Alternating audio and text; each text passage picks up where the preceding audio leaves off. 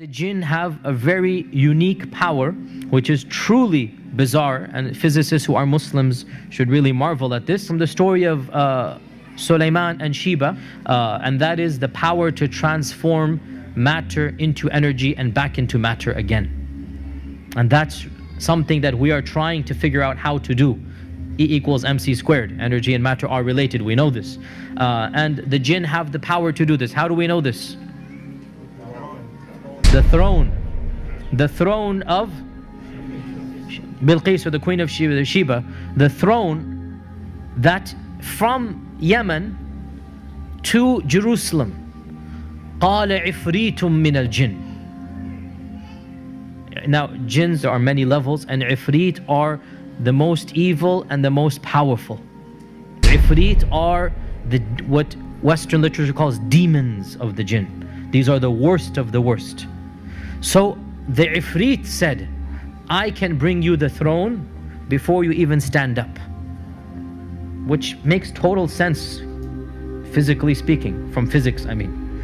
If the jinn can go and come back at the speed of light, and this one jinn is so powerful. Now again, this is my 2 cents. It is as if Allah is saying this is the max that any jinn can possibly do. Because Sulaiman had control over all the jinns. And one of them said, just one, which means the rest, they don't have that power, right? So we need to put things into perspective, that the jinns are not all of them so powerful. One only said that he can do this. That was the strongest and the best. So therefore we need to understand that what is the strength of the strongest jinn that maybe we have ever seen. He can pick up the throne of Sheba. Okay, in these days a crane can do that. I'm just saying, right? It's not as if the jinn can pick a star up or the moon. It's a physical strength that we can understand. And what was supernatural for us was what? Is that to transport it. And it is well known that this throne is going to be inside the palace, that if he were to take the throne, it would not be flying in the air. People are not going to see it flying. Rather, it would disappear there and appear in front of Sulaiman, which means what? E equals mc squared here, right? Einstein was probably right in this regard. And this is what we believe, if we believe in the story, that it is possible somehow the jinn have the power to take matter, transform it to energy, take it all the way back and then reproduce it, right? And by the way, this is something that is well known, mutawatir, from the stories and whatnot, that it is possible for a magician to just produce an item that was lost, literally, and he goes, here it is, right? So what are some of the physical characteristics of the jinn? What are the jinn made of? What type of fire? Smokeless fire. So if they're a type of energy, how fast can they go? Quite literally, the speed of light. Quite literally, they travel at the speed of light, right?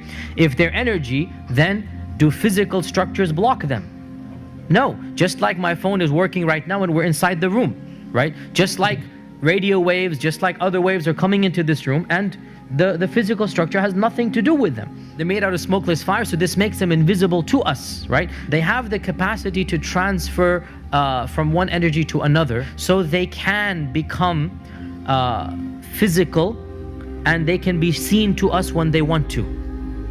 So how do they do that? In our modern vernacular, they'll simply shift into the color spectrum of light waves. What is the only energy that we can see, I should say? It's a very small window, the colors of the spectrum, right? So the jinn have the capacity to just move their energy into that level, if you like, and they can then appear to us.